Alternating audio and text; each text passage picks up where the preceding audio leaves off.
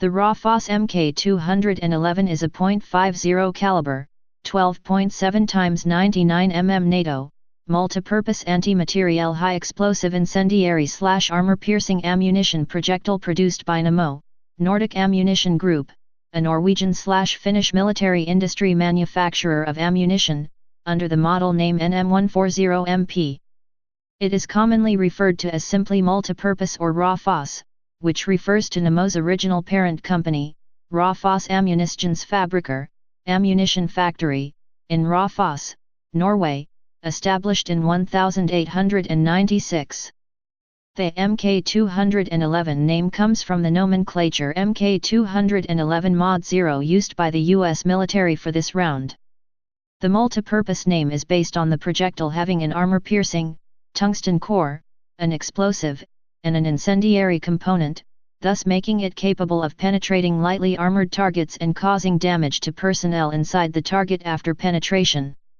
It is a suitable round for engaging helicopters, aircraft, and lightly armored vehicles, as well as unarmored vehicles, and it is capable of igniting jet fuel.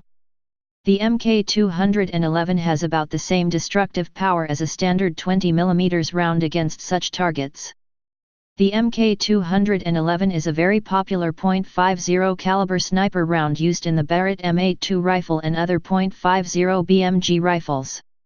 It is also often used in heavy machine guns such as the M2 Browning.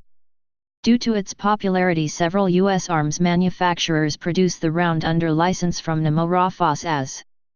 There is also a tracer variant, the Mk300, used in the Browning heavy machine gun. Design details. The multipurpose concept developed by Raufoss is unique in that, instead of using a mechanical fuse, it uses a pyrotechnical detonation train to ensure proper detonation of the explosive and incendiary components. Identification. This round is usually identified by a green over white paint tip mark. Its tracer variant, which is typically only used with belt-fed machine guns in naval applications, includes a row of red paint between the green and white rows.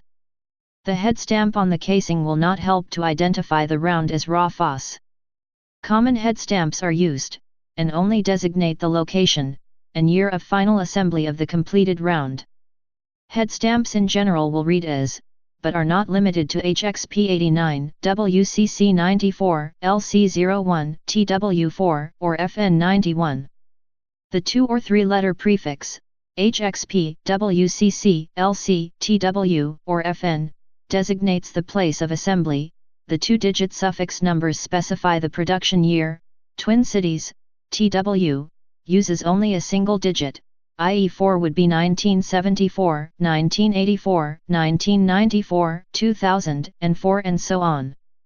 Legality. There has been much debate over whether the Mk211 projectile is legal to use against personnel, or if it is strictly anti-materiel ammunition. The International Committee of the Red Cross has sought to have the ammunition banned, due to concern over the incendiary and explosive components and their effect on personnel. Under the St. Petersburg Declaration of 1868, the military or naval use of explosive or incendiary projectiles with a mass of under 400 grams is forbidden. Very few nations were parties to the St. Petersburg Declaration, however, and that declaration does not govern the conduct of non-signatory parties. Further, the Hague Treaties of 1899 and 1907, which superseded the St. Petersburg Declaration, and were signed by a far wider circle of nations, do permit the use of such ammunition for autocannons and heavy machine guns. Machine guns firing .50 cal/12.7 mm ammunition are heavy machine guns. At best, the ICRC's position can be applied to only a small group of nations that were parties to the St. Petersburg Declaration. At worst, the ICRC's position is made moot by more than 100 years of subsequent international treaties.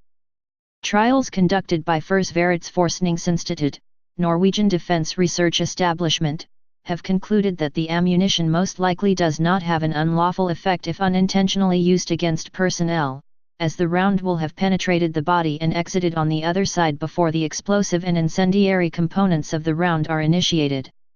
Upon hitting a person, the round will detonate about 50% of the time, if the target is wearing body armor, a higher detonation frequency is to be expected, as shown by the ICRC tests carried out in 1999. If detonated, the round will have a significant fragmentation and incendiary effect in a 30-degree cone behind the struck target, and this might affect others standing in the vicinity.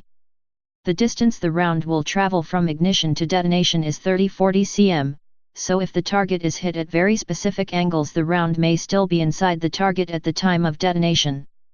The official stance of the Norwegian government is that the 12.7 mm MP round should not be used against personnel, but an exception has been made for snipers using the round due to the practical limitations of snipers having to change the type of ammunition used when switching between hardened and soft targets. It is being exported strictly in an anti-materiel capacity. Most nations using the round train their soldiers not to deploy the projectile against personnel, but in the heat of battle such regulations are easily overlooked. Also, many parties currently fielding the ammunition have no such regulations, including the US, whose policy is that the ammunition is suitable for use against all targets.